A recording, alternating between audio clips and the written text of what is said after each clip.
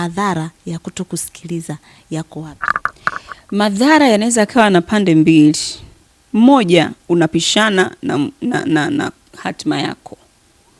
Wewe unadhani kuna hatima ambayo unaiona, lakini kumbe sio njia ile ambayo Mungu ameiandaa. Biblia inasema kwamba ipo njia inaonekanayo njema machoni pa watu, lakini mwisho wake ni nini? Ni mauti. Wewe unaweza ukajiona kwamba yani mimi ni bonge la superstar, yani ndio ninakoelekea huku, yani wote, yani mimi am a celebrity bwana. Umeona? Lakini Mungu akikuangalia ndani ya miaka 5, 6, maybe umechelewa sana 10 ijayo, hutotamani hata kuwa hiyo celeb yenyewe, kwa sababu ya vile vitu vitakavyokukuta kutokana na ile njia. Kwa hiyo Mungu anaweza kukuonesha kwamba unaweza kufika kule, lakini kabla hujafika kule kuna hivi nataka uvifanye, uende navyo vikusaidia ukifika kule uwe stable. Kwa hiyo unaweza ukajikuta unaenda alafu unakwamia mahali pale pale ambapo Mungu alikuwa anataka kukukwepesha usifanye nini? Usikwamie.